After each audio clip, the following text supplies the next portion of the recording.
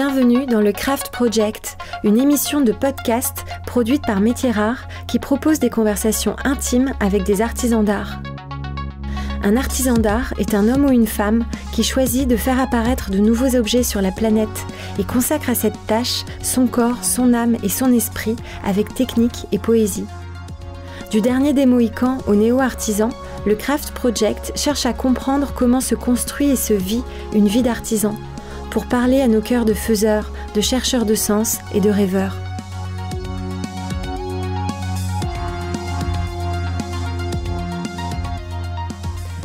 Je suis Raphaël Métiers Rares et aujourd'hui, j'interroge François-Xavier Richard.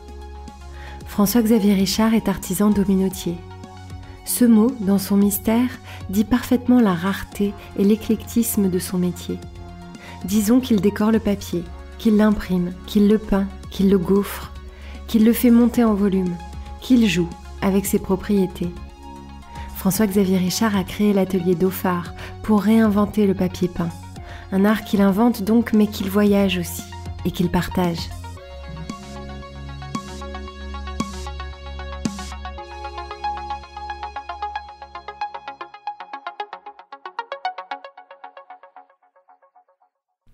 Bonjour François-Xavier Richard.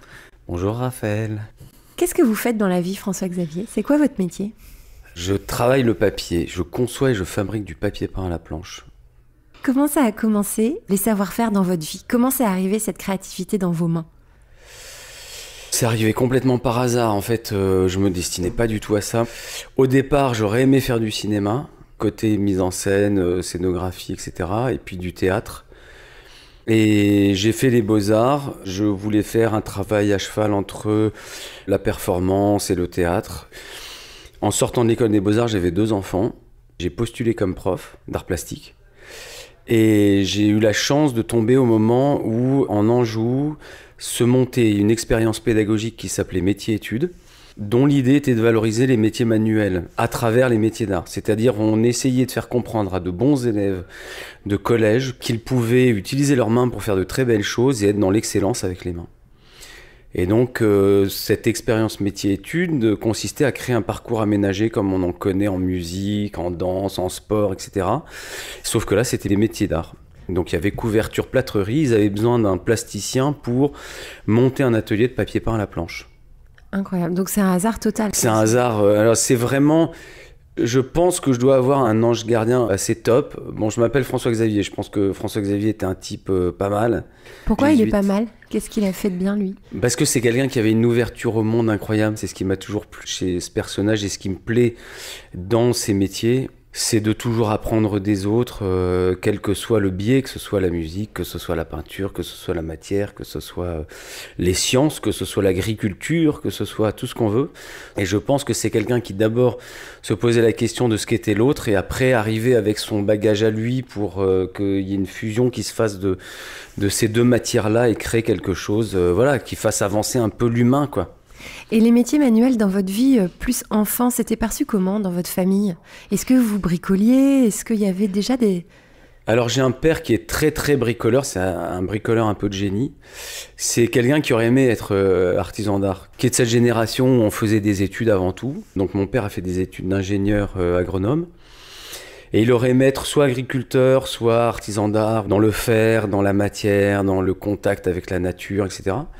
Il voulait être aussi veto à une époque, enfin voilà. Et j'ai cet héritage-là. Et moi, j'ai été bercé à retaper des vieilles baraques, etc. Donc, c'était pas une honte du tout de travailler avec ses mains. C'est ça. Ça n'a pas été difficile de faire accepter à votre famille votre Non, destin. ça a été plus difficile à la limite de leur faire accepter, quand j'étais à l'école des beaux-arts, des projets qui remettaient en cause un peu la société ou une certaine forme de société.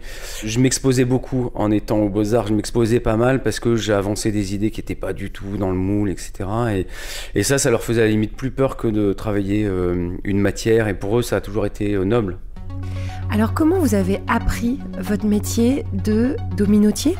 Alors aujourd'hui on pourrait dire dominotier, c'est-à-dire que c'est le mot un peu élégant parce que c'est vrai que le papier peint c'est pas très élégant depuis les années 70-80, c'est devenu quand même assez synonyme de ringard et de moche. Ce que je pensais être avant de croiser la route du papier peint à la planche. En fait, on peut dire dominotier. Donc vous êtes devenu prof de quelque chose que vous n'aviez pas appris? Alors, il y a quand même une technique j'adore l'inconnu. J'adore être un béotien. C'est un des meilleurs postes d'observation du monde, de la vie, c'est de pas savoir et justement de se dire tiens, mais c'est un peu ce que disait Dali d'ailleurs. J'ai vu ça il y a pas longtemps, c'est marrant de devoir répondre à cette question parce qu'il disait vraiment ça. Lui, ce qu'il adore avant tout, c'est l'inconnu. Et c'est ça qui est vraiment l'aventure. Et du coup, oui, en sachant quand même que j'avais quelques notions de gravure, je me suis rendu compte après, parce qu'il nous arrive des trucs et souvent on se rend compte après que c'était pas tellement un hasard. Il y a une dimension de hasard, mais il y a une providence, il y a des choses qui agissent, il y a des ondes, il y a des tas de choses. J'avais un rapport au papier particulier. Et ça, je le savais pas. Je l'ai su depuis que je fais ce métier, mais avant, je le savais pas. Et c'est quoi? Racontez-nous ce rapport au papier. Qu'est-ce qu'elle vous dit, cette matière? C'est une matière qui est très proche de l'humain, en fait. C'est fragile comme un humain, mais que ça porte beaucoup de choses comme un humain. Le papier, en fait, si on y réfléchit, c'est une matière qui porte énormément de sens. À travers un matériau qui est à l'opposé de la... Enfin, pas à l'opposé, mais en tout cas qui n'est pas dans la noblesse. Ça peut dépendre aussi quand même des cultures. Mais à la base, c'est quand même une matière qui est faite pour répandre, divulguer, faciliter aussi la circulation des idées, de sa pensée, etc. Et sa richesse vient pas de ce qu'il est intrinsèquement, mais de ce qu'il porte et du sens qu'il donne, qu'il véhicule. Pour moi, le papier, c'est vraiment un alter ego qui est beaucoup plus puissant qu'on ne le croit. Et en tant que matière, comment le papier se comporte? C'est quel genre de matière? C'est une matière docile? C'est une matière difficile? C'est très chiant, le papier. C'est difficile? C'est comme l'humain, ça fait jamais ce qu'on lui demande, ça fait jamais... Le papier, ça se roule quand on veut que ce soit plat, ça se corne quand on le veut bien net, ça se casse quand on veut faire un pli, enfin c'est infernal. Ça s'envole facilement, ça reste pas en place, et c'est en même temps inerte et tout le temps dans le mouvement, voilà. Et c'est une matière qui est assez contrariante parce que je pense comme toutes les matières, elle nous domine quand même pas mal, et c'est là que toutes les matières, je pense, nous amènent en tant qu'humains à faire preuve d'une certaine dose d'humilité parce qu'on la maîtrise tant bien que mal. On est obligé de faire rentrer dans la matière des paramètres assez incroyables pour réussir à la maîtriser ou à la dompter un petit peu. Et le papier, dans ce contexte-là, c'est quand même une matière particulièrement pénible parce que ouais, ça se déchire, ça se froisse, et en même temps, c'est assez génial parce que ça peut résister de manière très surprenante. Pour moi, le papier, ça a vraiment une forme de magie.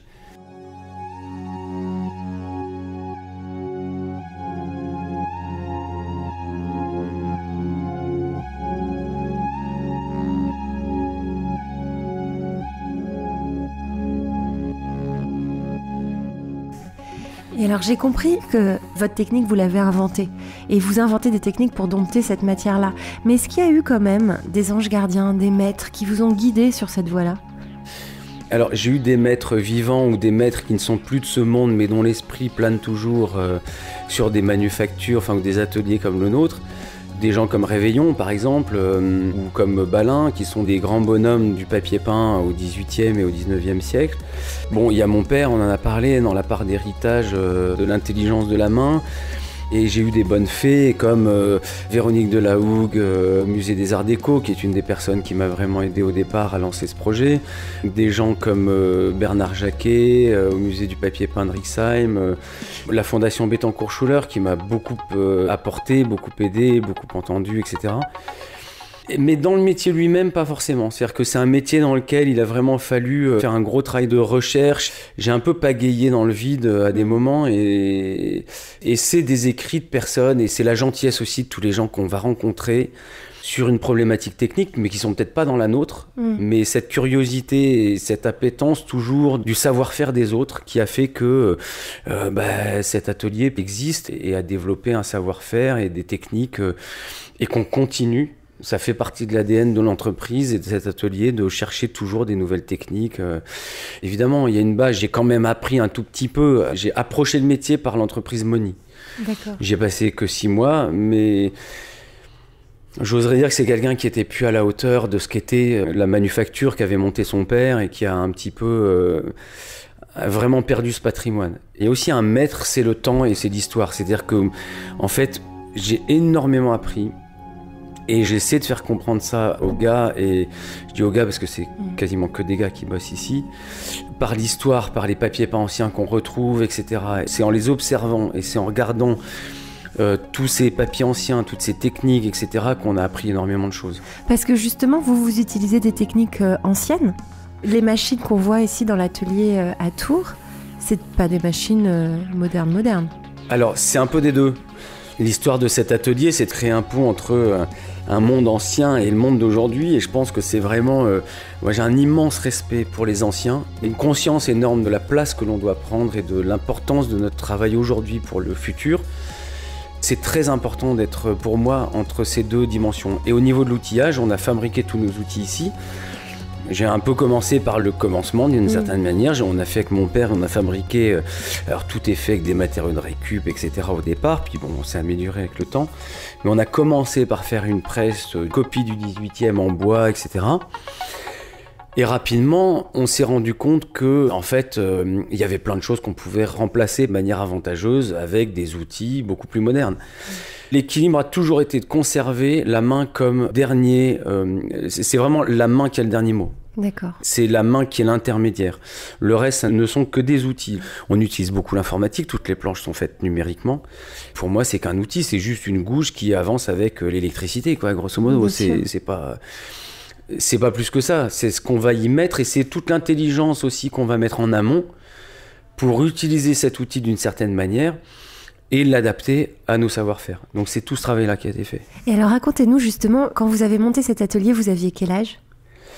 J'avais 26 ans. Ou 27 Comment vous ans, avez fait ? Quel budget il faut pour monter un atelier comme le vôtre à 26 ans ? Enfin, peut-être pas comme celui que je vois aujourd'hui, j'imagine. C'était déjà là ou... Non, je l'ai monté, j'avais un papier, un crayon. Ah oui. Ouais. Le budget, c'est le budget de l'envie. J'ai commencé avec 10 000 francs. Ah oui. J'ai emprunté à mon épouse 10 000 francs d'économie qu'elle avait. Elle a cru au projet, il y a des moments où c'était un petit peu plus compliqué. Ça a été 5 ans de recherche et de bricolage et d'acharnement et de découragement, etc. Enfin, j'ai failli vendre 3 fois l'atelier, j'y croyais plus, etc. Et il a fallu 10 ans pour vraiment finir par y croire et se dire, bon, ça va quand même quelque part, on a quand même déjà commencé à créer un patrimoine, etc. Et il faut pas laisser tomber tout ce truc-là. Moi, je pense que le budget, c'est pas le problème. On le trouve d'une manière ou d'une autre. Et je pense qu'il y a plein de choses qui peuvent être faites avec beaucoup de bon sens et avec de l'ouverture aux autres. On arrive toujours à joindre le savoir-faire de trucs avec la compétence de machin, avec etc. Et on arrive à avancer comme ça. Et puis voilà. Mais les premiers papiers, je les ai faits, moi, on fête nos 20 ans l'année prochaine.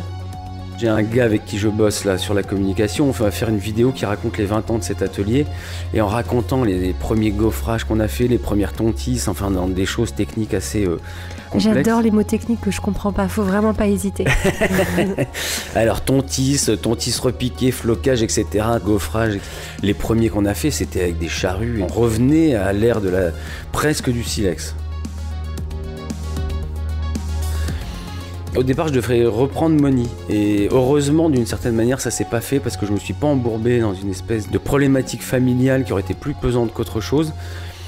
Ça a permis du coup aussi tout de suite d'intégrer la création, même si on n'a pas créé au départ.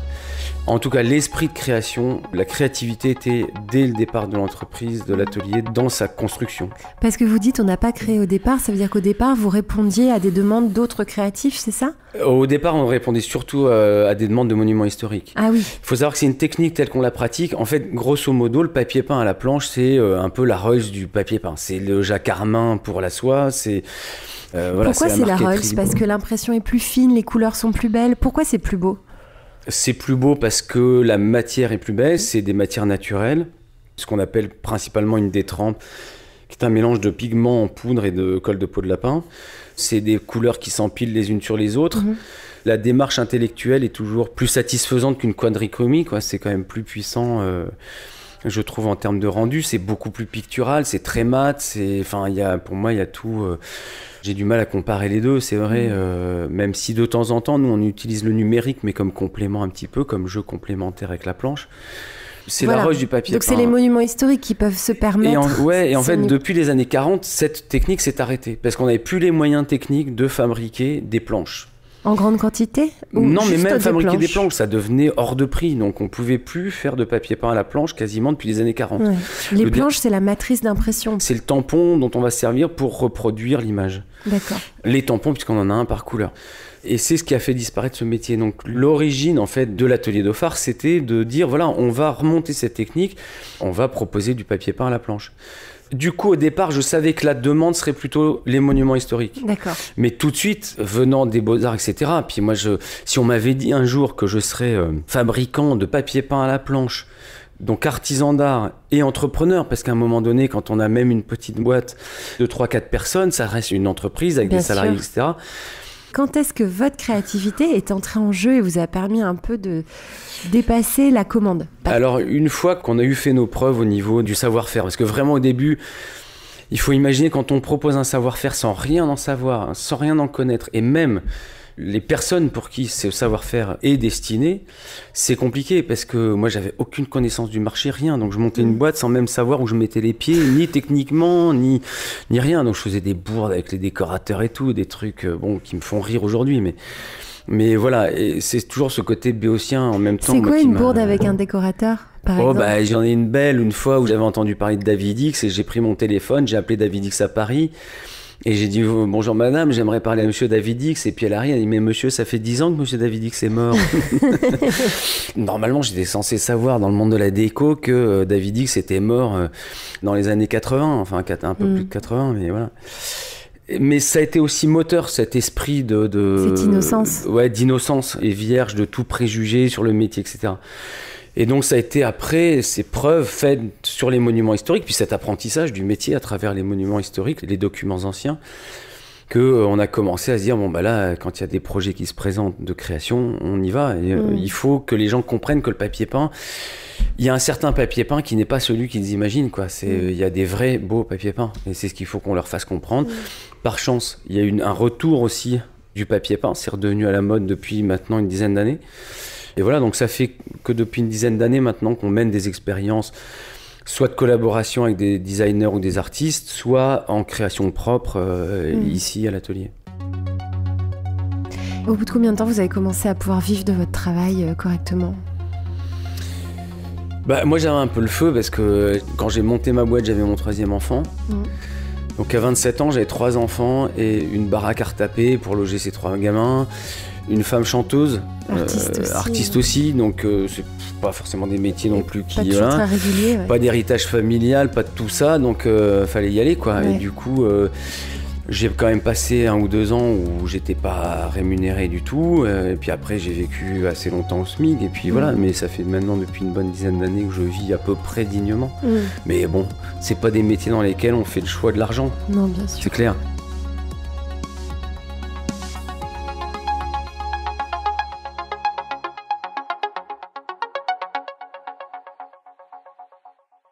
À quel moment le prix Bettencourt est arrivé dans votre vie? C'était il y a combien de temps? 2009. 2009. On l'a eu en 2009, il y a 10 ans. Il y a 10 ans, justement. C'est drôle, c'est 10 ans. Hein, Nous, on s'est monté aussi en 99, mais toute fin 99.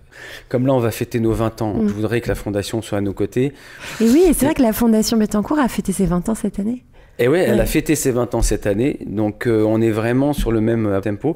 On a eu le prix en 2009 alors qu'ils fêtaient leurs 10 ans, et ils donnaient le prix à 10 personnes pour leur parcours et leur démarche. Pas pour une œuvre, aujourd'hui, aujourd'hui c'est un prix qui est décerné pour un objet, évidemment derrière un artiste, une démarche, etc. Mais nous, c'était carrément, on n'avait pas d'œuvre à proposer, c'était vraiment la démarche qui était... Voilà. Et ça vous a aidé beaucoup? C'était pas un prix aussi important qu'il l'est maintenant?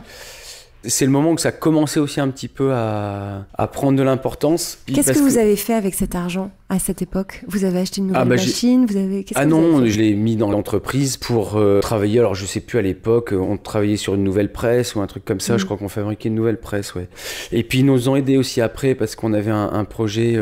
On a développé une autre matière qui s'appelle le carton-pierre. Du coup, il fallait un autre bout d'atelier, etc. Enfin, ils nous ont aidés aussi. Ils vous ont accompagnés dans le long terme. Depuis, ils nous aident en fait. D'accord. Ils nous aident aussi parce qu'ils sont attentifs, parce qu'ils organisent beaucoup de choses aussi. Moi, j'ai beaucoup participé au aux expositions que la Fondation a... Au Palais de Tokyo. Alors il y a eu l'usage des formes au Palais de Tokyo, il y a eu le Toguna, j'étais dans une grosse part du Toguna au Palais de Tokyo avec un gros travail autour du carton-pierre et du domino. Il y a eu l'exposition Homo Faber à Venise, il y a eu l'exposition là des 20 ans. On peut vraiment parler d'un ange gardien là, je crois. Alors oui, vous a accompagné. Ouais, vraiment, un ange gardien. Alors avec Edwige Grenier, avec après du coup le reste de l'équipe de la Fondation. Il m'apparaissait du coup assez naturel de monter une association des lauréats parce que je pense que c'est bien de savoir reconnaître quand on est aidé et puis de rendre un peu l'appareil. Oui, et puis de s'investir. Du coup, j'ai créé avec d'autres l'association des lauréats de la Fondation. Voilà, donc c'est une association que vous avez créée il y a 2 ans. Donc c'est l'association qui réunit tous les lauréats du prix Bettencourt de l'intelligence de la main, ou tous les prix d'ailleurs. Tous les lauréats de la Fondation. Il y en a combien aujourd'hui ? Alors, il y en a un peu plus de 100, mais nous, on n'a pas 100 adhérents. On n'oblige personne. On n'est pas, voilà. C'est ceux qui ont envie. On laisse les gens venir dans l'association s'ils en ont envie. Quel est l'objectif de cette association ? Qu'est-ce que vous faites et qu'est-ce que vous avez envie de faire ? L'association des lauréats, c'est un peu le cadre opérationnel des actions de la Fondation. C'est-à-dire que nous, on est sur le terrain. On a envie de poursuivre l'action de la Fondation. Et pour que la boucle soit bouclée d'une certaine manière, retourner au-delà du côté opérationnel, c'est-à-dire c'est pas que les expositions, mais c'est que nous, lauréats, on initie des projets de mise en valeur, de promotion, etc. de nos métiers, et qu'on dépasse ensuite ce cadre pour que, au niveau du prix pour l'intelligence de la main, que le prix prenne aussi un autre sens grâce à ça. C'est-à-dire que nous, on a envie de s'investir dans les problématiques sociétales des métiers d'art. C'est-à-dire que on l'entend beaucoup aujourd'hui, les métiers d'art comme étant un sujet de société, les métiers d'art comme étant l'antichambre de l'industrie, parce que c'est aussi dans les métiers d'art que beaucoup de gens font un travail de recherche qui vont servir l'industrie en général. Et dans la réalité, c'est pas toujours le cas. C'est-à-dire quand on voit comment beaucoup de maîtres d'art sont soumis aux règles, par exemple, du monde du luxe. Et, par exemple, les métiers d'art sont confrontés aux problèmes de lecture de la part du public, qui a du mal à se dire que c'est pour eux. Ils vont se dire, bah non, les métiers d'art, c'est pour les châteaux, les monuments historiques, les gens qui ont plein de fric, etc. C'est pas ça, c'est un savoir-vivre, les métiers d'art. Et on a envie de s'impliquer dans cette cause-là. La Fondation Bettencourt le fait, il y a d'autres structures qui le font, mais nous, on a envie aussi de le faire. Et on a une belle étoile qui est la Fondation Bettencourt qui veut nous y aider. Prendre la parole pour expliquer ce que vous pouvez, en tant qu'artisan d'art, apporter au monde et à la société, peut-être. Oui, c'est ça, apporter un petit peu notre pierre, notre expérience aussi. Bien puis peut-être aussi, c'est plus facile quand ce sont des artisans d'art qui disent ouais, venez, c'est une super expérience. À des jeunes, par exemple, qui ont une fausse image des métiers d'art. Il y a plein de problématiques liées aux métiers d'art sur lesquelles il faut que nous aussi on s'implique. Parce qu'il y a plein de choses de société qui se passent aujourd'hui qui nous aident. Il y a l'INMA, il y a la Fondation, il y a une fondation en Italie qui s'appelle Michelangelo. Il y a plein de gens qui veulent le bien des métiers d'art. Oui, mais voilà. Pas forcément portés par des artisans d'art. Là, la différence, c'est que c'est vous, artisans d'art, qui portez votre propre parole. Oui, exactement. Ouais. C'est un monde un peu disloqué, le monde des métiers d'art. Il n'y a plus de, entre guillemets, de corporation et tout. Alors, moi, je ne suis pas du tout dans tout ce qui est communauté, etc., collectivité, rassemblement, voilà. Mais c'est vrai qu'autrefois, il y avait des corporations, ou des syndicats, où il y avait plein de choses qui existaient aussi pour... Aujourd'hui, c'est très compliqué. Je ne sais pas s'il faut nécessairement revenir à ça, mais en tout cas, ensemble, on est quand même plus fort en général. Donc, Et puis, ça peut être l'occasion aussi de transversalité, qui, je pense, est une des nécessités pour les métiers d'art. C'est pas bon d'être chacun dans nos coins et pas voir le monde extérieur. Ce sont des métiers à vocation culturelle, à vocation d'éducation de l'humain, et c'est une philosophie de vie, et je pense que c'est ensemble qu'il faut c'est pas en étant tout seul dans son coin qu'on le fait, ça, c'est aussi en échangeant. Bien sûr, mais ça c'est une grande conviction du Craft Project, et c'est pour ça qu'on est là tous ensemble. Ok, bah très bien. Alors je vois que vous êtes là en face de moi couvert de peinture. Oui. Donc vous êtes un chef d'entreprise, vous êtes un entrepreneur, mais vous êtes quand même encore beaucoup à l'établi, j'ai l'impression. Je suis un chef d'entreprise couvert de peinture.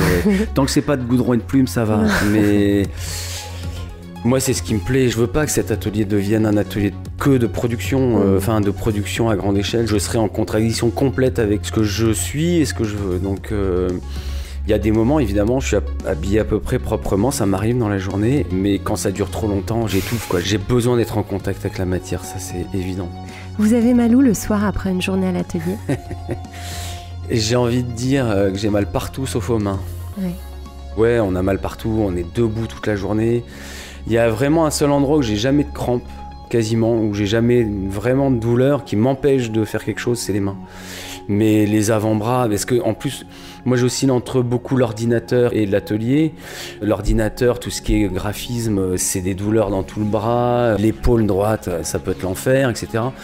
Le dos, les jambes, parce qu'on est debout tout le temps. Les reins, je fais 50 000 km par an à aller voir les chantiers, les clients, etc.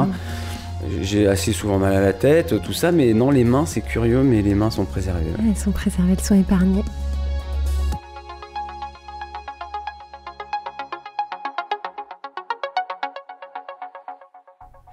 Je vous ai pas demandé votre chiffre d'affaires, j'ai pas osé, mais là j'y vais, je me lance. Je fais un tout petit chiffre d'affaires, moi, c'est pas une grosse boîte. On est aux alentours d'un peu plus de 300 000 € par an. Ouais. Donc ça tire atelier, encore, ouais. Pour moi, c'est un atelier qui est naissant. Ça fait 20 ans, on a fait du papier peint à la planche. On a aujourd'hui la palette technique dans le domaine du papier peint la plus large qui soit. On a développé le carton-pierre, on peut gaufrer du cuir, je travaille le washi imprimé à l'huile, le papier imprimé à l'eau de javel, le papier thermique. C'est toute cette richesse-là qui a coûté beaucoup. En fait, ça a été des investissements constants. Et aujourd'hui, voilà, c'est un potentiel énorme qui ne demande qu'à se développer. Et puis moi, j'ai envie de développer aussi d'autres projets, quoi. Le papier peint, c'est bien, mais... Racontez-nous ça. Alors déjà, j'ai envie de dire d'autres choses avec le papier peint, parce que le papier peint, c'est beaucoup d'autres choses que ce qu'on imagine. Pour moi, je me suis rendu compte que l'industrialisation dans le papier peint avait énormément réduit les possibilités qu'offrait le papier dans le décor. Et en fait, le papier peint, c'est un livre ouvert et ça peut devenir un support pour raconter des choses incroyables.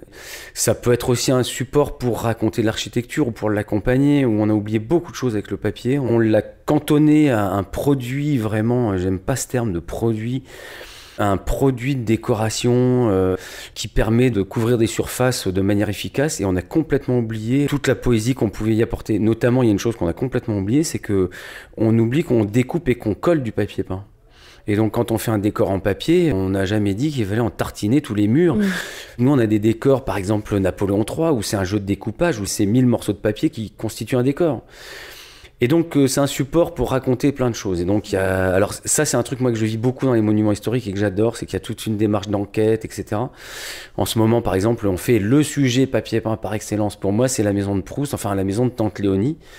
Et ça, c'est génial parce que la maison de Tante Léonie, c'est l'endroit où Proust va vivre un peu ses premières expériences émotionnelles, dont il va avoir le souvenir, en tout cas, avec cette fameuse Madeleine, puisque c'était dans cette maison-là qu'il a vécu ces moments dont il se souvenait. Et en plus, ce qui était assez génial, c'est qu'ils nous ont fait venir pour un projet dans lequel ils croyaient qu'on allait juste renettoyer les décors. Et on leur a dit, mais les décors que vous avez mis en place, enfin pas vous, mais vos prédécesseurs, sont des décors des années 50. Et donc, ce ne sont pas les décors que Proust a connus. Et donc, j'ai recherché partout dans la maison des traces de papier peint que j'ai retrouvées. Des sous-couches Des sous-couches dans des placards, sous des trucs, etc., incroyable. Dans des endroits improbables. Et on retrouve des traces de papier peint. On leur dit, voilà ce qu'était la maison de Proust. Et vous avez réussi à reconstituer le décor de Proust ? On est en train de travailler, du coup, l'architecte du patrimoine qui travaille sur le projet, tout d'un coup, a eu un flash en disant, mais oui, mais c'est génial, on va pouvoir remettre la maison de Proust telle qu'elle était. Et ça, j'adore, parce que ça raconte... Pour moi, c'est vraiment la puissance par la petite porte. C'est-à-dire que le papier peint, c'est la petite porte par laquelle on va atteindre des émotions et des choses qui peuvent être, en fait, très profondes et très puissantes. Et du coup... Au-delà de ce papier peint avec lequel j'essaie déjà de raconter d'autres choses, au-delà avec les monuments historiques, mais dans des projets de travail à travers la lumière du papier, des choses comme ça, où j'essaie de faire vivre aux gens une expérience qu'on nous rapporte souvent. Alors moins les générations d'aujourd'hui, parce que aujourd'hui les jeunes n'ont pas connu beaucoup de papier peint. On sort d'une période de carence par rapport au papier peint, mais si on a encore des maisons de famille dans lesquelles il y a du papier peint, souvent les gens nous rapportent cette expérience du soir quand ils sont dans le lit, et puis la porte du couloir est entrouverte et le rayon de lumière fait juste apparaître une bande de papier peint dans la lumière. Et on s'imagine des tas de trucs, des espèces de monstres, et voilà. Ou alors une voiture passe et se gare, et puis le rayon de lumière du phare qui balaye comme ça le papier peint fait imaginer un peu comme ça la dérobée, encore une fois, des monstres et des images. Voilà. Donc l'idée, c'était d'emmener les gens dans cette expérience-là où ils découvrent des motifs de papier peint à travers la lumière d'un dispositif lumineux qui éclaire par l'extérieur une pièce. Et la lumière ne passe qu'à travers les portes et les fenêtres, et du coup, on découvre Et on révèle. prête à l'imaginaire des... Voilà. Moi, je pense que le papier, en général, le papier peint, mais le papier plus généralement, est un incroyable excitateur de l'imaginaire des gens. Et c'est quel qu'il soit, que ce soit à travers le livre, l'image, etc. Et puis du coup, il y a des projets aussi à travers, là, du coup, plutôt le papier, en général, avec un travail toujours dans cette idée d'excitateur d'imaginaire et de lien très profond avec l'intime. Un travail sur le son du papier, qui est le fruit d'une résidence à la Villa Kujuyama, à Kyoto. Vous avez créé un orgue, c'est ça? Donc voilà, je conçois et je suis en train de fabriquer un orgue en papier. Alors c'est pas un orgue des tuyaux, hein, c'est un orgue dans le sens où c'est plein de jeux différents, de mise en mouvement de papier. Et ces mises en mouvement de papier vont créer des claquements, des froissements, des pages qui se tournent, des choses...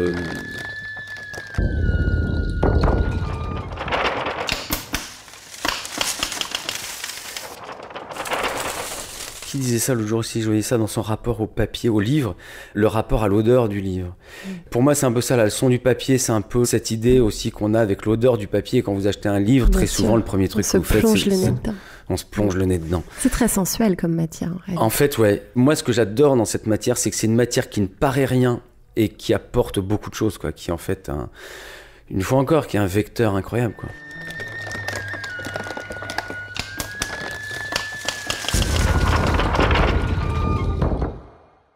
Et puis, vous explorez les volumes, là, peu à peu, avec votre carton-pierre. Oui, alors c'était une démarche plutôt écologique au départ, de recycler nos chutes de papier. Et j'ai découvert le carton-pierre. Je voulais faire un truc autour du carton, papier mâché, tous ces trucs-là.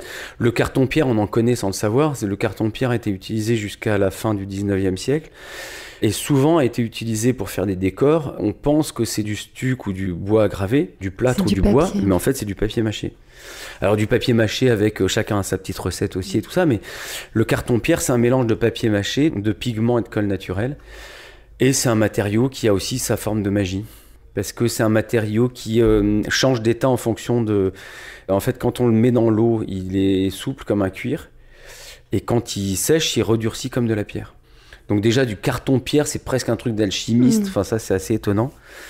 Du coup, ça permet de faire des volumes et des trucs. Et puis en plus, c'est ininflammable. Donc on a fait par exemple un projet pour le Palais de Tokyo, pour l'usage des formes. On avait fait un mur sur papier thermique en utilisant cette matière qui permettait de faire réagir le papier à la chaleur. Ça donne envie d'en savoir plus. J'ai vu qu'il y avait 3 jeunes stagiaires dans cet atelier. Quel est l'avenir de votre métier après vous? Qu'est-ce que ça va devenir? Je n'en sais trop rien. L'avenir... Alors, je ne sais pas si l'avenir se situe autant au niveau des métiers d'art que du papier peint. J'ai envie qu'au niveau de ce que je défends comme idée ici, les choses se poursuivent. On essaie de transmettre certaines valeurs à ces stagiaires. De là, leur transmettre le métier, en fait, moi j'ai un problème, c'est que j'ai monté ça il y a 20 ans. J'ai envie un petit peu aussi d'en profiter pour l'instant. Surtout qu'il y a quelqu'un qui s'amuse à tout me piquer il y a quelques années, qui a monté son atelier en me piquant toutes nos techniques, carnet d'adresses, etc. Donc ça m'a un petit peu aussi échaudé. Ça m'empêche pas de prendre des stagiaires, mais la transmission, alors je crois que c'est un des trucs dans lequel je suis pas super bon. Je pense qu'il faut avoir l'honnêteté de le dire. J'étais pas bon prof, heureusement que je me suis arrêté, j'ai pas fait ça longtemps. C'est vraiment une vocation. Moi, je prends vraiment pas ça à la légère. Je pense que les profs sont hyper importants c'est vraiment les premiers contacts qu'on peut avoir.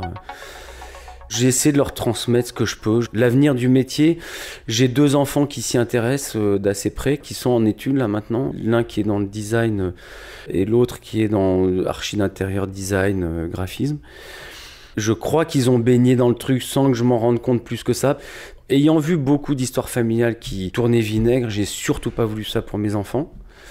Donc à la limite, moins je leur en parlais, mieux c'était. Et en fait, c'est comme quand on prive un enfant quasiment de quelque chose, ça excite tellement sa curiosité qu'ils ont absolument voulu y aller. Donc maintenant, dès qu'ils sont là un week-end, je suis même plus dans mon atelier. Il faut que je me tienne dans un coin parce qu'ils font leurs expériences de trucs et de machins. Ouais, ils sont... Donc ça, c'est une super satisfaction, évidemment, parce que c'est génial, parce que je sens qu'ils le font surtout pas dans la contrainte, mais avec une gourmandise et une envie incroyable. Et avec leur propre feu. et qu'ils font leur propre chemin. C'est-à-dire que moi, je suis plutôt à chercher du sens aux choses, plus dans une dimension artistique, etc. Plutôt le côté boycien du truc, qui n'était pas tellement un designer. Et eux, ils sont vraiment dans le côté design. C'est vraiment ce rapport de société, de rapport entre l'utile et l'esthétique. Et on se pose pas les questions de la même manière, mais c'est ça qui est génial. Voilà. Et donc, par rapport aux stagiaires ou même aux gens qui travaillent ici, alors je transmets forcément, puisque je transmets aux gens qui viennent là. Il n'y a pas de formation dans le domaine. Et les petites stagiaires, c'est aussi parce que je trouve que ça amène beaucoup de vie et de jeunesse dans l'équipe. Et en fait, je me demande si c'est pas elles qui nous apportent autant que nous, on leur apporte finalement. Alors, je suis une fée des métiers d'art. Qu'est-ce que je peux faire pour vous avec ma baguette magique ? Alors, une fée des métiers d'art. Alors, moi, je suis profondément boycien dans ma démarche. Joseph Beuys disait « Tout homme est un artiste ». Peut-être qu'avec cette baguette magique, vous pourriez réveiller la baguette magique qui est en chacun de nous. Parce que je pense que tout le monde a en soi une capacité à faire des choses. Je pense que tout humain a de la magie en lui. Après, c'est à savoir si ça va être dans le sport, dans la danse, dans les mathématiques, dans la terre, la culture de la terre, dans les métiers d'art, etc. Et je pense que si avec cette petite baguette magique, vous arriviez à réveiller plus de baguettes magiques chez les gens, ça pourrait être génial. Qu'est-ce que ça changerait au monde si tout le monde se révélait son potentiel créatif ? Ça changerait quoi à notre vie, à notre société, d'après vous ? Tout serait tellement plus fluide, tellement plus... On a quand même tout, c'est quand même dingue. Si on regarde la nature, nous, en tant qu'artisans d'art, on travaille une matière, dans la matière est inscrite la magie. Donc elle est là, et après il faut aller la chercher. Tout est là, il y a juste à mettre en mouvement toute cette magie et à la faire pousser, et à la faire là. Donc pourquoi on en arrive à des choses aussi terrifiantes que celles qu'on voit à longueur de journée partout dans le monde, y compris dans nos pays. Moi je comprends pas que des jeunes soient paumés aujourd'hui. Moi je suis convaincu que tout le monde a du bon et du potentiel en lui. Malheureusement, on a trop dévié peut-être des gens des voies positives. Du coup, je pense que le silence, un peu le côté un peu retiré, le silence des métiers d'art peut être une bonne solution. Moi, je suis assez méditatif. Je pense que ce retrait du monde est une bonne chose aussi parce qu'il permet de réfléchir, il permet un peu l'introspection, il permet d'aller un petit peu à l'essentiel. Il y a des fois, franchement, moi je me dis mais qu'est-ce que je fous avec mon papier peint, quoi. Je fais du papier peint, ça sert à rien. Ça ne protège personne contre le froid, ça ne nourrit personne. C'est juste mettre du motif sur des murs ou des choses comme ça. C'est le truc qui sert le moins dans le monde, quoi. La beauté, quand même. Mais alors voilà. Ça sert ce désir, cette envie de beauté, ça réveille l'imaginaire et cette force de s'approprier les choses et de faire que chaque humain est singulier. Mais il y a des fois, quand vous êtes devant votre ouvrage à vous dire je fais des petits trucs comme ça sur des bouts de papier, c'est pas ça qui va sauver l'humanité, quoi. Mais pourtant, le lendemain, on y retourne et on se dit mais sans ça, sans ce désir d'inutile, de choses vraiment gratuites, et je pense que l'humanité... irait mal, et elle va peut-être mal aussi pour ça, parce qu'on est trop dans la technique, on est trop dans l'efficacité, on n'est peut-être pas assez dans ce mystère, dans ce lâcher-prise, dans cet inconnu, quoi. J'ai quand même envie de vous redonner ma baguette magique, mais pour l'atelier cette fois. Qu'est-ce qu'on fait pour l'atelier ? Un petit coup de baguette magique pour l'atelier. Pour l'atelier, plein de trucs. Alors là, je ferai surchauffer la baguette magique. Allez, on y va. Un gros truc là pour commencer. Un truc génial, ça serait me faire naître peut-être la personne qui arriverait à vraiment me remplacer tellement en atelier que moi je pourrais me consacrer à mes projets un peu fous d'orgue en papier, tous ces trucs-là. De création. Plus de création, ouais. Parce que j'ai cette envie viscérale et quand on a une boîte, on n'a pas le choix, on doit faire tourner le... C'est comme une famille et tout, quoi. C'est à l'attaque. Merci François-Xavier. Merci Raphaël.